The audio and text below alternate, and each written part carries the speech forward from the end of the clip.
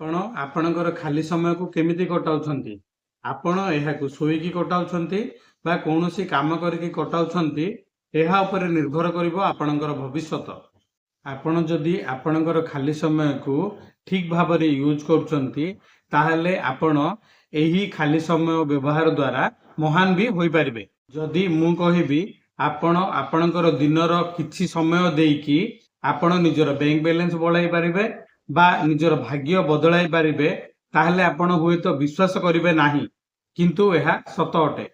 ଆଜି ମୁଁ ଆପଣଙ୍କୁ ଏମିତି 20ଟି କାମ କହିବି ଯାହା ସଫଳ ଲୋକମାନେ ବା ଧନୀ ଲୋକମାନେ କରନ୍ତି। ଯଦି ଆପଣ ଏହାକୁ ଫଲୋ କରନ୍ତି, ତାହେଲେ ଆପଣଙ୍କୁ ସଫଳତା ପଛରେ ଦୌଡ଼ିବାକୁ ପଡ଼ିବନି, ସଫଳତା ଆପଣଙ୍କ ପଛରେ ଦୌଡ଼ିବ।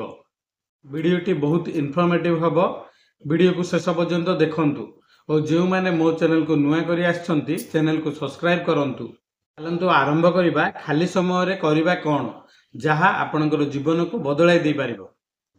ପ୍ରଥମଟି ହେଉଛି ଆପଣ କୌଣସି ଭଲ ବହିର 5 ପେଜ ପ୍ରତିଦିନ ପଢ଼ନ୍ତୁ। ଏହା ଦ୍ୱାରା ଆପଣଙ୍କର ମନରେ ପଜିଟିଭନେସ୍ ଆସିବ ଓ ଆପଣ ଏଥିରୁ ବହୁତ କିଛି ଲର୍ନ କରିପାରିବେ। ଦ୍ୱିତୀୟଟି ହେଉଛି ଖାଲି ସମୟରେ ଆପଣ ମୋବାଇଲର ଇଣ୍ଟରନେଟରେ ବା କମ୍ପ୍ୟୁଟରରେ କୋଡ଼ିଂ ଶିଖନ୍ତୁ, ଇଂଲିଶ ସ୍ପିକିଂ ଶିଖନ୍ତୁ ବା କୌଣସି କୋର୍ସ କରନ୍ତୁ, ଯାହାଦ୍ୱାରା ଆପଣଙ୍କର ସ୍କିଲ୍ ଡେଭଲପମେଣ୍ଟ ହୋଇପାରିବ। ଆଜିକାଲିର ସମୟରେ ଆପଣଙ୍କର ସ୍କିଲ୍ ହିଁ ଆପଣଙ୍କୁ ଟଙ୍କା ଦେବ। ତୃତୀୟଟି ହେଉଛି ଆପଣ ନିଜର ଖାଲି ସମୟରେ ଆପଣ କୌଣସି ନୂଆ ଭାଷା ଶିଖନ୍ତୁ, ଯେମିତିକି ଇଂଲିଶ, ଫ୍ରେଞ୍ଚ, ତେଲୁଗୁ, ଏମିତି କୌଣସି ବି ନୂଆ ଭାଷା ଶିଖନ୍ତୁ। ଏହା ଦ୍ୱାରା ଆପଣଙ୍କର ଦିମାଗ ତେଜ ହେବ ଓ ଆପଣଙ୍କର ମାଇଣ୍ଡ ସବୁବେଳେ ଆକ୍ଟିଭ ରହିବ। ଚତୁର୍ଥ, ଆପଣ ସଙ୍ଗ ଶୁଣିବା ସହିତ କୌଣସି ବି ପୋଡକାଷ୍ଟ ଶୁଣନ୍ତୁ।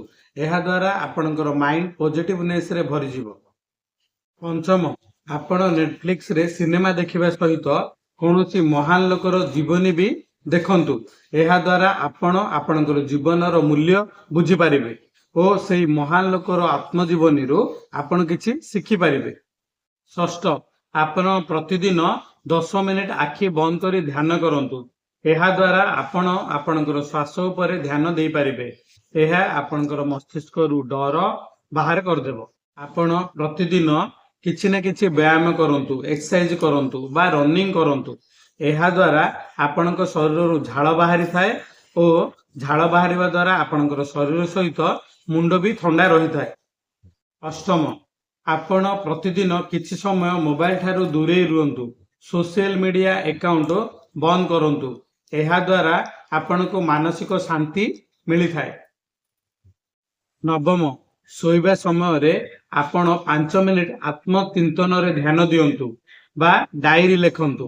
ଏହା ଦ୍ୱାରା ଆପଣ ଜାଣିପାରିବେ ଯେ ଆପଣ କାଲିଠୁ ଆଜି କେମିତି ବେଟର ହେବ।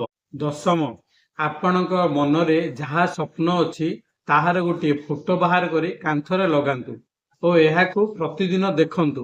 ଏହା ଦ୍ୱାରା ଆପଣ ସେହି ସ୍ୱପ୍ନକୁ କେମିତି ପୂରଣ କରିପାରିବେ ତା ପାଇଁ କାମ କରିବେ ଓ ସ୍ୱପ୍ନ ନିଶ୍ଚୟ ପୂରଣ ହେବ। 11, ଖାଲି ସମୟରେ ଆପଣ ନିଜର କୌଣସି ୟୁଟ୍ୟୁବ ଚ୍ୟାନେଲ କ୍ରିଏଟ୍ କରନ୍ତୁ ବା ବ୍ଲଗିଂ କରନ୍ତୁ। ଏହା ଦ୍ୱାରା ଆପଣଙ୍କର ଛୋଟ ଛୋଟ ଚେଷ୍ଟା ଭବିଷ୍ୟତରେ ଆପଣଙ୍କୁ ଭଲ ରିଜଲ୍ଟ ଦେବ।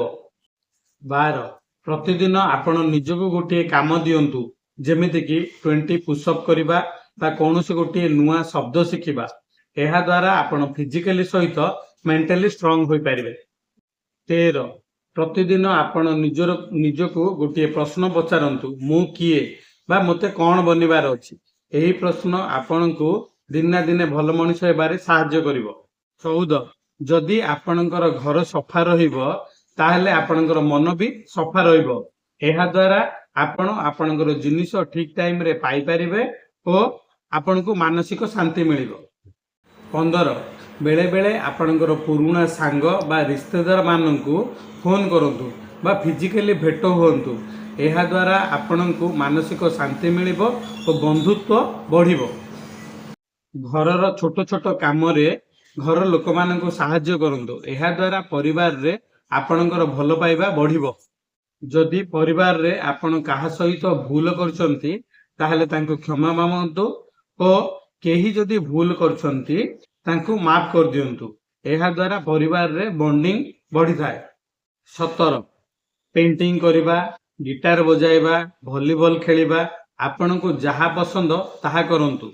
ଆପଣଙ୍କର ଜୀବନର ଲକ୍ଷ୍ୟ କେବଳ ପଇସା କମାଇବା ନୁହେଁ, ତେଣୁ ଆପଣଙ୍କ ଜୀବନର ପ୍ରତିଟି ମୁମେଣ୍ଟକୁ ଏନ୍ଜୟ କରନ୍ତୁ। 18 ୟୁଟ୍ୟୁବ ଓ ଗୁଗଲରେ ବହୁତ ସାରା କୋର୍ସ ଫ୍ରିରେ ଶିଖାଯାଇଥାଏ।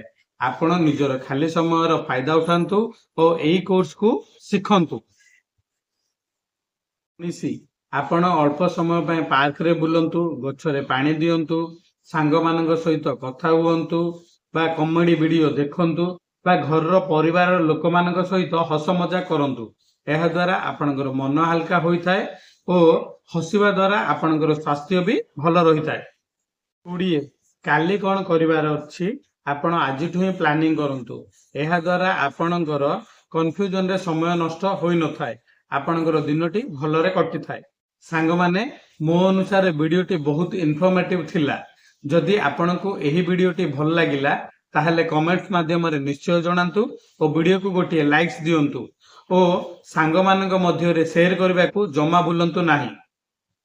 ଯେଉଁମାନେ ମୋ ଚ୍ୟାନେଲରେ ନୂଆ ଅଛନ୍ତି ଚ୍ୟାନେଲକୁ ସବସ୍କ୍ରାଇବ କରନ୍ତୁ। ନମସ୍କାର, ଜୟ ଜଗନ୍ନାଥ।